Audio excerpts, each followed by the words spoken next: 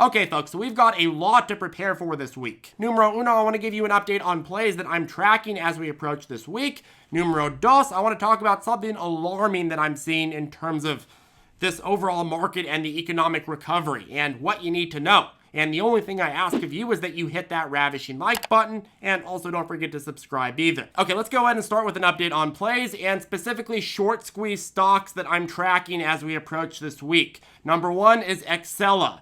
XELA has made it many times to the briefing, specifically because it has managed to get a lot of retail excitement while also consistently finding a lot of short interest. And now it's something like 36% of the shares sold short, and having already 5+ squeeze-inspired rallies, it's hard for me to argue that there's not a high probability of having another. Search trends, while going down, have remained very high for a stock like this, suggesting that there's a lot of retail and short-term traders on the sidelines watching it. And keep in mind that this search trend bump back in March corresponded with this 1.6 to 782 jump. This time around, the search trends, while higher, haven't correlated with as much of a jump, which suggests that there's a lot of retail money on the sidelines, or at least a lot of retail eyes. I would argue that the chance of another retail rally isn't so much whether it'll happen, but from what point. You look at the bounce off that red directional SMA line and the historical pattern of smaller breakouts before larger breakouts, and I think you can make the case for this to bounce from the 2s. We'll see if it gets picked up this week, and of course we'll keep you updated on the daily briefings as well as in the post-market videos. The other squeeze stock that I'm watching is FUV. FUV, aka Archimoto, is one of the heaviest shorted stocks in the market right now with a short interest around 37%.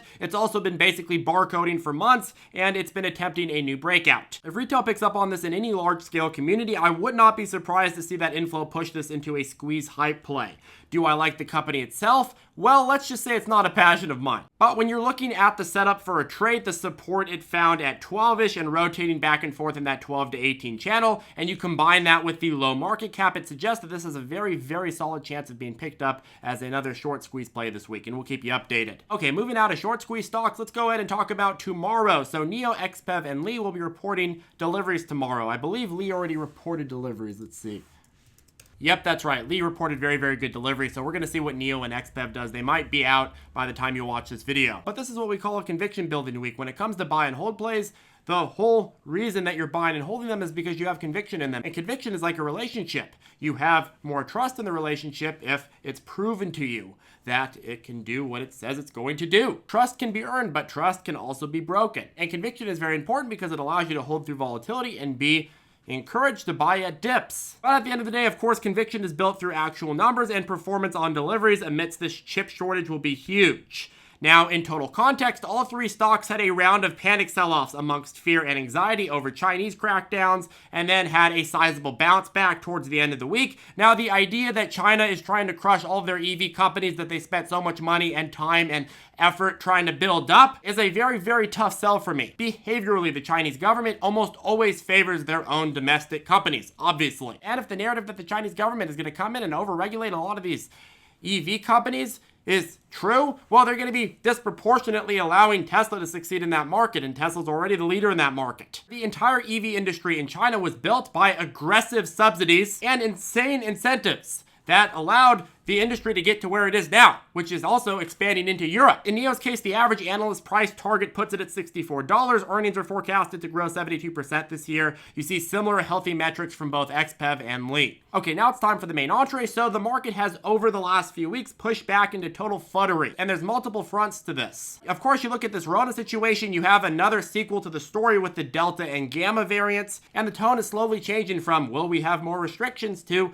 will we see more lockdowns? You have the White House saying that in all probability there will be new restrictions. You've seen a number of state and local governments mandating employees to take certain precautions. And yes, it's certainly like, hey, we have cases going up. The primary variant is supposedly up to 90% more contagious. We are seeing some worrisome data in terms of breakthrough cases, and keep in mind that it's just the summer right now. What is going to happen when flu season comes into the fall? I understand that this isn't a super popular topic to talk about right now, but you can feel the narrative rapidly shifting, and with it, the sentiment in the market is shifting as well. And regardless of whether there's restrictions or lockdowns, hey, at the end of the day, consumer behavior changes very, very quickly when bombarded with all of this news. Now, taking a step back, what is really, really alarming about this is that while we are seeing these new threats really come to fruition now, the economic recovery was already showing signs of slowing down and weakness prior to that. We had the GDP growth report from last week missing expectations, supposed to be 8.4%, instead was 6.5%. We had unemployment insurance claims higher than expected. We had labor shortages, manufacturing shortages, Charlie shortages. The market was already fighting out a lot before the whole variant situation became a lot more in the forefront. And here's the thing, the market can take a disappointment, it can take disappointing numbers, but what it can't take is a change in the narrative. And what we're starting to see is a change in the narrative. The narrative is changing from rocky recovery to recovery with a question mark. It's changing from leaving the pandemic to prolonging the pandemic. And the more we see reports like this, the less confidence this market is going to have in moving past the constant threat of looming restrictions. And the more we see stories around the world, like say Australia using soldiers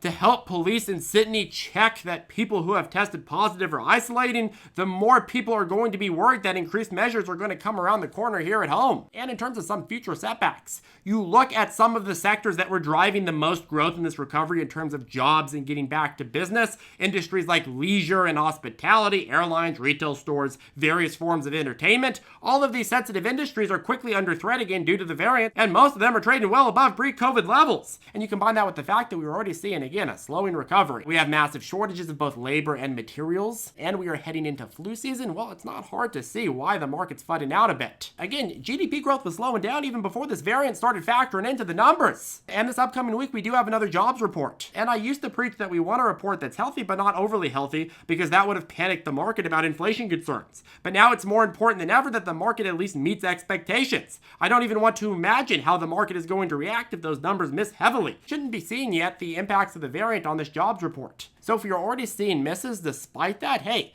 this could be a huge setback. Now on the plus side, if restrictions do come back in the upcoming months, hey, that could lead to more stimulus, and more stimulus could lead to more speculative trading booms, as it has done historically, causing a lot of opportunities for higher growth stocks, for retail short squeeze stocks, and a number of other plays that we love. So hey, we'll keep our eyes open and we'll keep you updated, but lots to be excited about for this week. Anyways, folks, that caps off today. If you have any questions, feel free to reach out to us below or join us on the lovely ZipTrader Circle Facebook group. If you'd like to learn how to trade with our step-by-step lessons, our private chat, and of course, our daily morning briefings, where we brief on all of our favorite catalysts each and every single market open morning, well, we'll go ahead and put a link to ZipTrader you below. FUDStopper 50 will get you $50 off before checkout. Anyways, that caps off the video, and I'll see you in the next one.